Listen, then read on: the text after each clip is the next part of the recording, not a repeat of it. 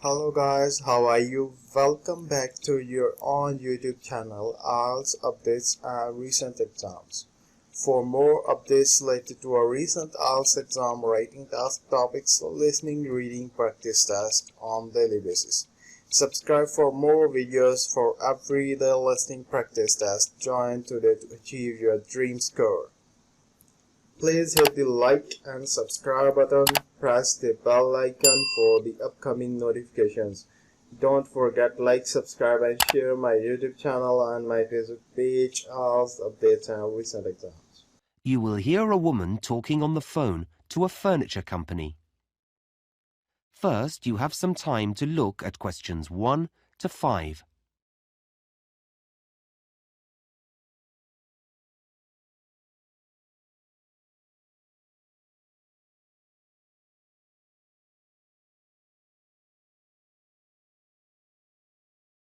Now we shall begin.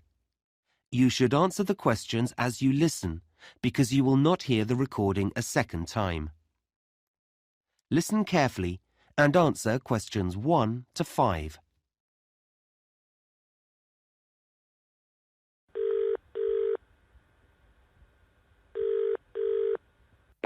Good afternoon, KT Furniture. Can I help you? Oh, hello. Yes. I'm setting up a new office and I don't have internet access yet, but I'd like to place an order for some furniture. That's fine. You can do it over the phone and I can fill in the form for you this end. Oh, great. Thanks. I just need to take a few customer details first, if that's okay. Yes, fine. What name is it? My name? Yes. Oh, it's Sue Brown. Sue Brown. Thanks. And what's the name of your company, Miss Brown? It's a clothing company. It's called Dress Your Best. Okay, I'll just note that down. Dress for best. No, Your Best. Oh, right. Got it. So you make smart clothes? Yes, formal dress for weddings and special occasions. We also repair and alter clothes. I see. And where are you located? What's your postal address? Right. Well, we're on Kirby Trading Estate. Kirby. How do you spell that? It's Kirby. Oh, I know that area. It's New Hampton Road, isn't it? Yes, that's right. Number 210 in South Down. Okay. And can I have a contact number for our delivery man? Sure. It's probably best if I give you my mobile number. Okay. The number's 09356 788 545. Okay. 778. No, 788 545. Ah. Okay, that's great. Now, just a couple more questions before I take your order. Fine. We have 2 delivery dates this month, and you should be able to have either. When are they? Well, there's one on the 16th of the month, but there's a charge of $40 for that one. Oh, that's a lot. Or there's option 2, which is the end of the month. I'll have to confirm the date later, and that's a free delivery. I'll take option 2, thanks. I don't want to pay a charge. Okay, I'll note down no charge. We haven't organised the office yet, so there should be plenty of time. And lastly, you don't have an account with us, so how would you like to pay? Oh, I'll pay by credit card. Okay, will that be Visa? Is American Express okay? Absolutely fine.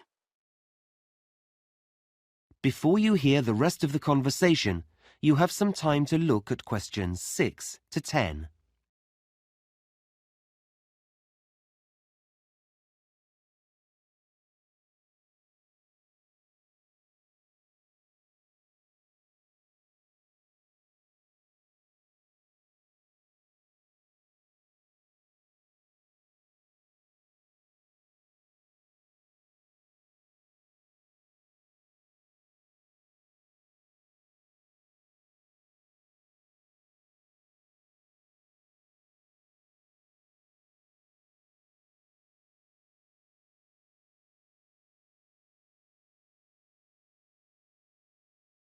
Now listen and answer questions 6 to 10.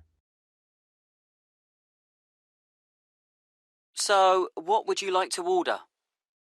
Well, I've been looking in your catalogue and you have some office chairs that look very comfortable for our type of work.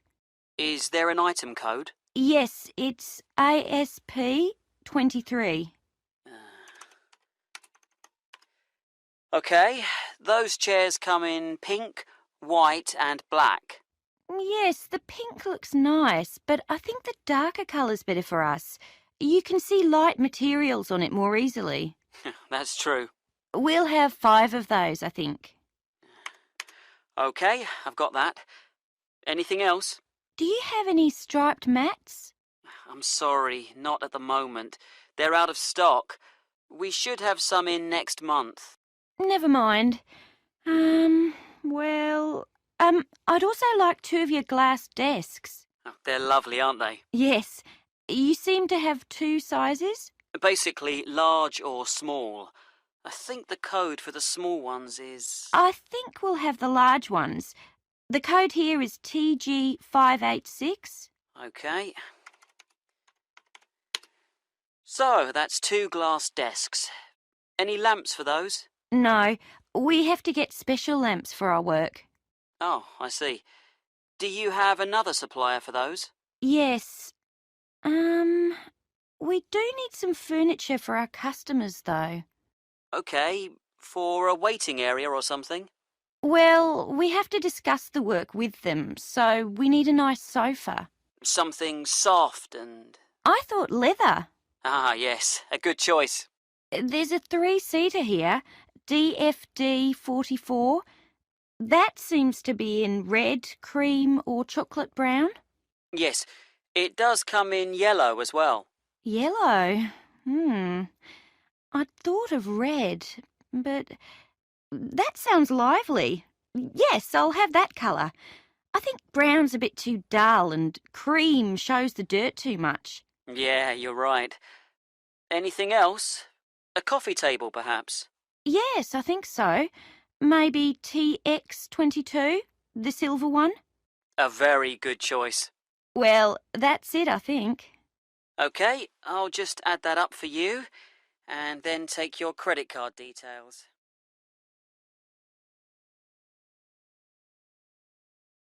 You now have half a minute to check your answers.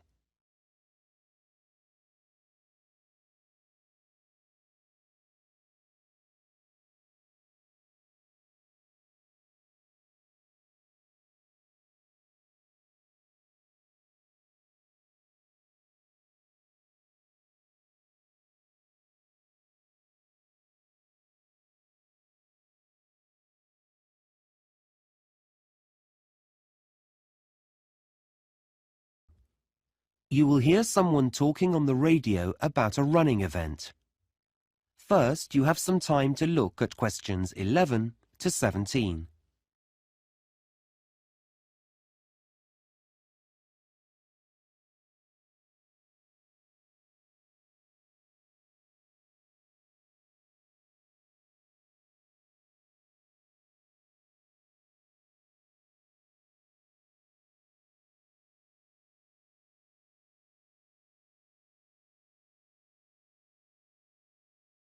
Now listen carefully and answer questions 11 to 17. Now, we're grateful to Fred McKinnon for coming into the studio today to give everyone a few tips about the city marathon that's taking place next Saturday. Thanks, Shweta. Yes, we're all very excited about the big event. Let me just remind listeners that a marathon is a 26-mile or 42-kilometre race, and this year we have 12,000 runners taking part. So, if you're thinking of going out to support the runners, and I know that many of you are, here are some tips to help make your day more enjoyable. First of all, be certain to plan your day. Don't leave everything to the last minute. Many roads are going to be closed. We don't have exact times for these closures yet, But my big advice to you is don't rely on your car to get you anywhere. In fact, the best way to get around the town will be on foot. You may choose to cycle, but you still won't be able to go on roads near the runner's route. Now, we did a broadcast last week in which we told all our runners to wear the right kind of shoes, and I'm going to tell you to put on sensible clothes. A lot of visitors will be coming to the city. You may be hunting for someone in the race that you want to support. The weather may be hot or it may be wet, which leads me on to another thing. Make sure you look at the forecast on Friday night. If it's going to rain, take an umbrella. And if it's going to be hot, take some drinks. However, please don't try to pass these to the runners. We already have hundreds of volunteers who'll be standing on the roadside, so let them give out the drinks. When you get into the town, find yourself a spot to stand in. You may well want to walk up and down the route, but please don't cross the road. There could be thousands of people running towards you, some very tired and not able to focus clearly. We don't want any accidents, and runners don't want obstacles like you in their path. What they do need is your support, particularly when their energies are low, so cheer them on, and for once, don't worry about noise. The louder, the better. Lastly, if you have friends or relatives who are taking part in the run, please don't say that you'll see them at the finish line. If everyone does that, the whole area will be terribly congested and you won't be able to find anyone. Well, that's most of the advice, but I'd like... Before you hear the rest of the talk, you have some time to look at questions 18 to 20.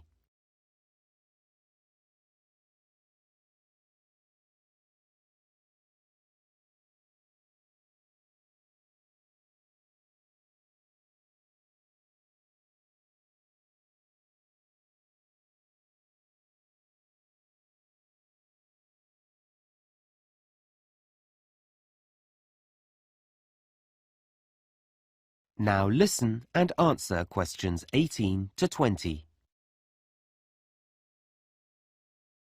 Now, I mentioned transport earlier, and I've just got a few more bits of information about travel on the day. As I said before, roads in the town centre will be closed, but if you need to be picked up at your home, then you could take a taxi some of the way. Unlike the trams and trains, however, they'll be held up on the roads, so passengers shouldn't expect them to be as punctual as they normally are. Don't be put off by this, though. There'll be extra drivers working that day, and you'll get one eventually. If you're meeting up with friends and want to be around when the runners set off, that's 9 a.m. by the way, whatever end of the city you're coming from, I'd say use the trams. They still have routes that cross roads, and this will inevitably lead to some problems, but they're likely to have more reliable timetables than buses at this time of day. And, as you know, unlike taxis, they can carry plenty of passengers. Lastly, the buses. Quite a number of bus routes will be altered slightly, and it's already been decided that some will be closed. There won't be fewer drivers, but they will be operating on different routes, and some will have longer breaks than they normally do.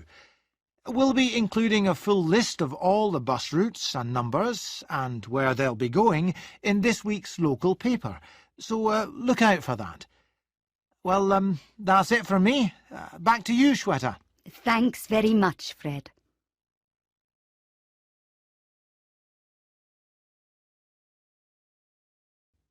You now have half a minute to check your answers.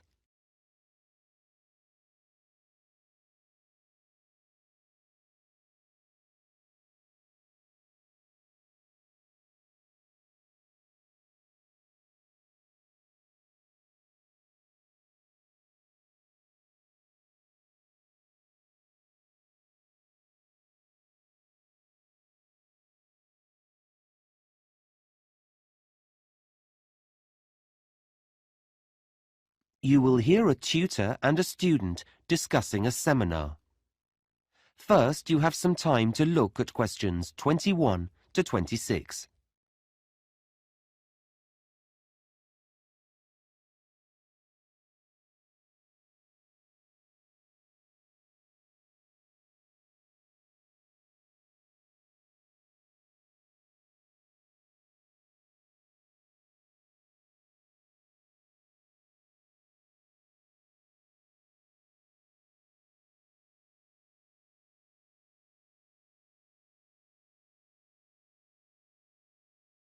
Now listen carefully and answer questions 21 to 26.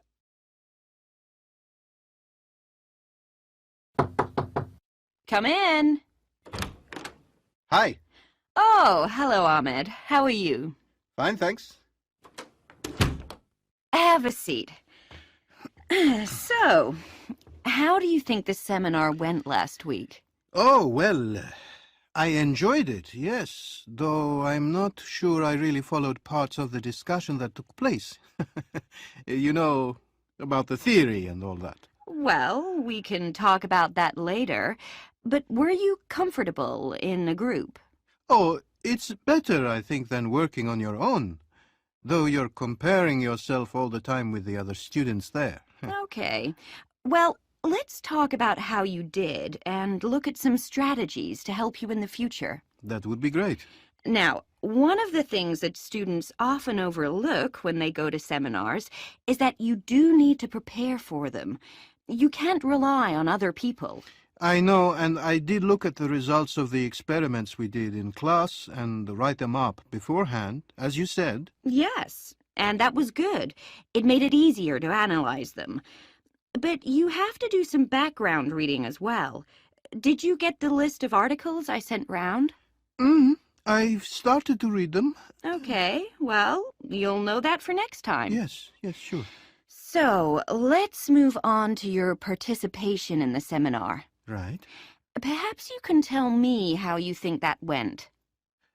Yeah, well, I'm not used to talking to more than a couple of people.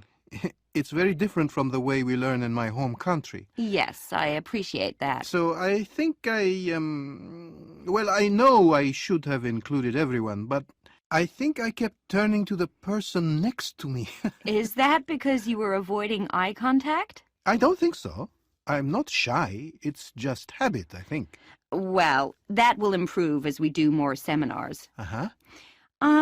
Another difficulty is knowing when to speak. Like when it's your turn. Yes. Yeah. I felt I did wait for a pause. Yes, you handled that quite well. The thing I'm really concerned about is keeping up with the discussion. Does your mind wander off? Sometimes. I jot down a lot of information, but I still find myself thinking about something else when lots of other students are talking. If there's an assignment to do at the end of a group, that usually helps. I'm sure it does. Okay. Now, the last thing I want to look at is the role that you play in the seminar. What do you mean? Well, when students work in groups, they don't all behave the same way. Some students are quiet, some look for support, some ask a lot of questions. Oh, that's a new idea to me. I don't know what I'm like. That's probably because you're thinking about your own performance all the time. I guess so. I mean, should I be different in some way? What I would say is that when we do the next seminar, you should look more at the people around you. You know, look outside yourself. Like ask myself how they feel? Yes, or what they're looking for from the group. Okay. It doesn't take much, but it's important to watch what other students are doing. Okay, I'll do that. Fine. Now, I'm going to suggest... Before you hear the rest of the conversation, you have some time to look at questions 27 to 30.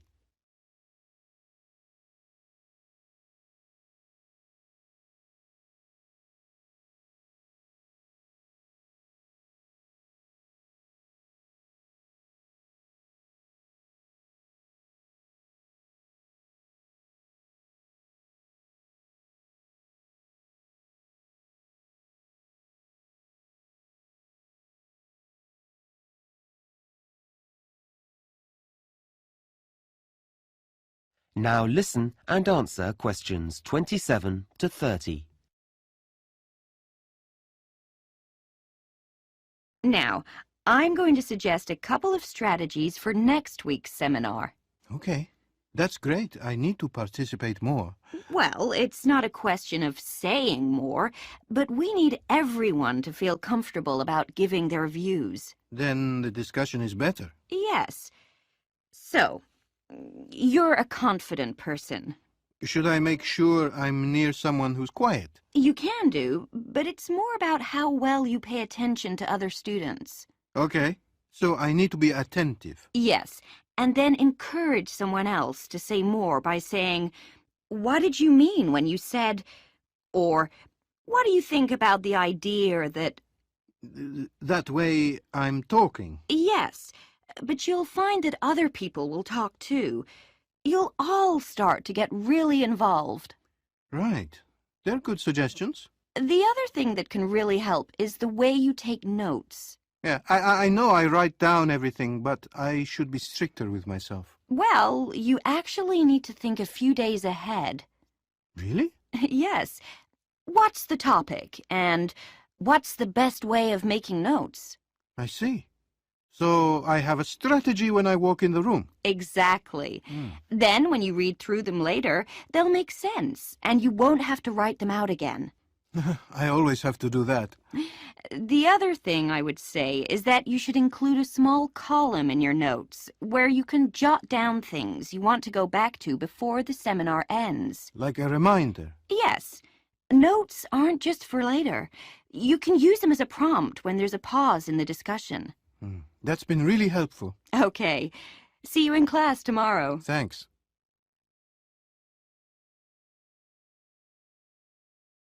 You now have half a minute to check your answers.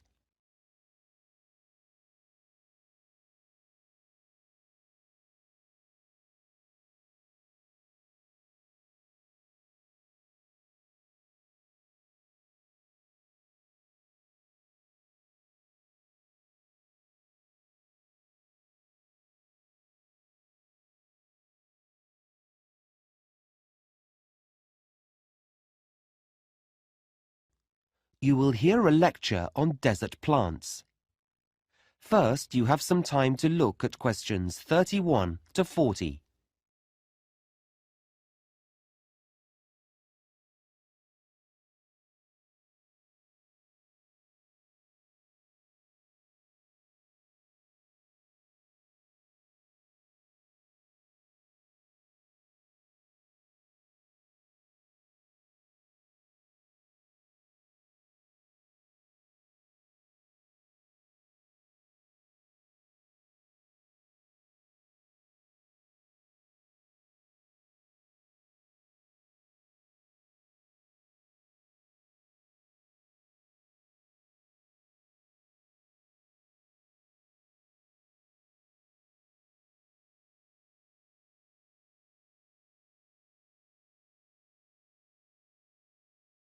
Now listen carefully and answer questions 31 to 40. In today's lecture, I'm going to continue our work on plants and talk about plants that live in the desert. Now, just a bit of background information first. As you know, about a third of the world is covered in desert, and the sort of area they're found in is important. Deserts are usually created because the area of land where they lie is located in something that's called a rain shadow. Now, this is a region that's beneath a mountain range, and what happens is that the wind blows over the mountains towards the area, but as it does so, the air loses its moisture and becomes very dry. Because of this downwind location, rainfall often totals just a few inches a year, or in some regions, there's absolutely none. And you can imagine the effect of this. It means that whatever rain does fall evaporates quickly from the ground, and that makes the soil salty, and also leaves behind a whole range of other minerals as well. Now, despite this, deserts are home to many living things. In fact, they're second only to tropical rainforests in the variety of plant and animal species that live there. So, how do plants grow in a place that's so dry? Well, they're specially adapted to do this. In fact, many of the fascinating features of desert plants are adaptations. These are traits that help the plant survive in its harsh environment. And desert plants have two main adaptations. The first is that they have an ability to collect water and to store it.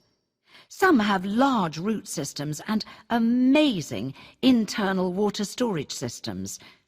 The second adaptation is that they have features that can actually reduce water loss, and these are often very special leaf designs or additions to the plant structure. So let's have a look at some examples. Desert plants often look very different from any other plants. Okay, this first one is the saguaro cactus, which grows in North America. It looks a bit like an open hand with long fingers. This plant has a large network of roots that extend far, far away from its trunk, and these roots collect water after rain. Then the water's taken here to the green stem. This is where all its water is kept, and it keeps the whole plant alive until the next rain comes. It's a pretty, woody plant. In fact, its skeleton is actually used in building materials, so it's quite strong. This next plant is called the barrel cactus, named because it does look rather like a barrel. It can grow up to 1 meter in height, which is pretty big, and it has long yellow spines. Now, this plant has an interesting adaptation because its shape allows it to expand when it rains, hence the barrel, and store water in its spongy tissue. But then it shrinks in size during dry times as it uses the stored water, so that's a clever design. This third cactus, often just one plant reaching upwards, has these white hairs all over its surface. It's called the old man cactus because of the white hairs, and these help the plant reflect the hot desert sun. So this adaptation is a water conservation aid, if you like. Another adaptation, not directly connected with water, but with survival, is found on something like the prickly pear cactus. There are hundreds of these in the Mexican desert. I'm sure you've seen them on films and adverts.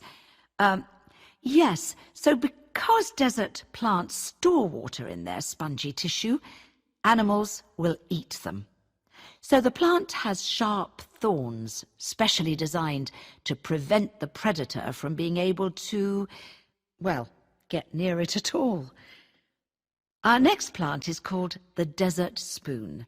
This plant has long leaves that fan out, and they're very succulent because they can also store water inside.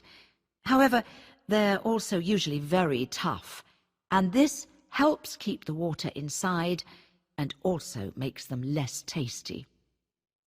Finally, we come to the aloe plant. This is one that many people keep in their homes. It's an attractive plant which has leaves that look and feel rather waxy. This surface behaves in a similar way to a plastic wrapper and helps the plant to hold the water in. It's a wonder plant, this one.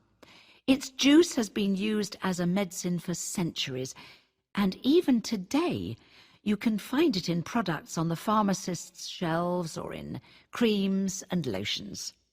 Okay, well, we're going to take a closer look.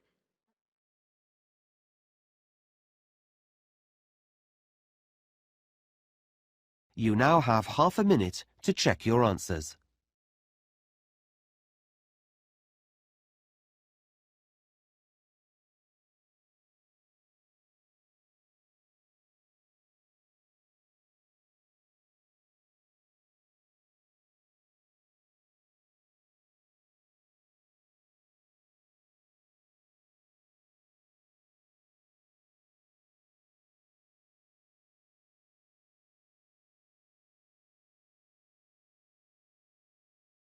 That is the end of the listening test. In the IELTS test, you would now have 10 minutes to transfer your answers to the answer sheet.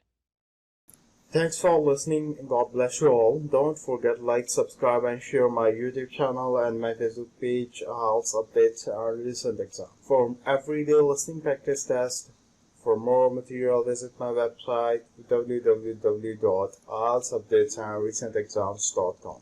The link is also given below in the description. Please write your score below the comment section. And please like and subscribe my channel for more IELTS listening practice tests on daily basis. Again, thanks for listening. God bless you all.